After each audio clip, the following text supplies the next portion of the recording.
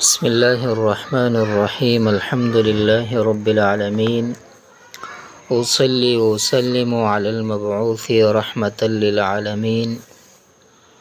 الدرس السابع والستون زمونږ استاذ درس نن وشپیتم نمبر دی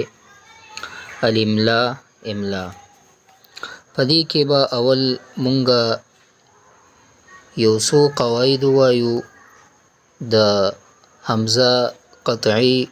کم قواعد چې دی بیا غنه پس به دا سبق وایو گوری دلتا فرمائی حمزہ قطعی جب کسی لفظ کے آخر میں آئے تو حمزہ دو حال سے خالی نہیں ہوگا وی چې کله حمزه قطعی د لفظ په آخر کې راشي دغه چې دی د دو حالو نه به خالی نه وي اس کا ما قبل متحرک ہوگا یا ساکن یعنی د به ما قبل یا به متحرک وي یا به ساکن وي یعنی ما قبل به زبر زیر پیش به وي یا به نه وي دا دو حاله شو اگر ما قبل متحرک ہوگا تو اس کے ما قبل کے حرف کے مشابہ حرف کی شکل میں لکھا جائے گا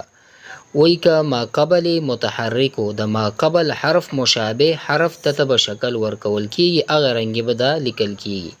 اگر پہلا حرف مفتوح ہے تو اسے حمزہ کی شکل میں لکھا جائے گا او کما قبل مفتوح ہوئے نو بیا با دا حمزہ په شکل باندھی یعنی تو پھر اسے الف کی شکل میں لکھا جائے گا او بیا الف پر شکل بلکل کیگی لکا قرأ انبأ داسی بلکل کیگی دا وګورئ ما قبل اسی شیر فتحہ دا کنا را دا پاس وګورئ با اگر مکسور ہوگا تو یا کی شکل میں کما قبل مکسور ہو نو بیا با یا پر شکل بلکل کیگی تاسو دا وګورئ بل قرئ یا دا صحیح دا ہم دا کرنگی اگر ما قبل مضموم ہوگا کما قبل مضموم میں تو واو کی صورت میں لکھا جائے گا بیا بدا دا واو پا شکل کی با لکل کیگی لکه چې په دې مثال کې دی اوس مخکې فرمائی اگر اس کا پہلا حرف ساکن ہے که دغه پہلا حرف چې دی هغه ساکن دی اوس خو زبر دغه یم درته ښودلو قاعده او زیر پیش مثالونه هم ذکر اگر اس کا پہلا حرف ساکن ہے تو اسے الگ لکھا جائے گا نو بیا باغا بیل بلکل کیږي تاسو وګورئ دفء بطء ملء سماء اضاء شیء په دې مثالونو کې وګورئ نو دلته بیل لیکل کړي دي ټولې بیل لیکلي نو دا یو څو قواعد د حمزه قطعی اوس راځو سبق طرف ته نو ګورئ دلته چې نن دی زمونږه املا ده نو مفردات یې ذکر کړي دي لکه څنګه چې یو کس عربي زده کوي هغه ته ضروري وي دغه هم ضروري دی چې لیکل هم زده کړي چې دغه لیکل څنګه کیږي قرأ انبأ قرئ وضوء دفء بطء ملء سماء اضاء شیء فیء ایام اجازه المسجد الجامع ذو القعدة ذو الحج اوس جمل دی پدې کې جملې ذکر کړي دي بدأ الامتحان السنوي من اول شعبان یعنی بدأ الامتحان سالانه امتحان شروع شو من اول شعبان د شعبان اول ورځ یعنی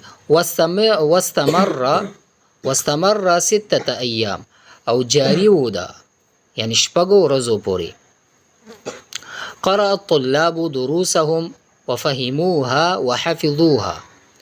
او طلباء خپل اسباق چې دی هغه ویلي قرأ الطلاب ویل طلباء دروسهم خپل دروس وفهموها وحفظوها په هغه باندې پویم شو او هغه یادم کړه ودخلوا فی الامتحان او بیا داخل شو په امتحان کې شمولیت کو واجابوا عن الاسئله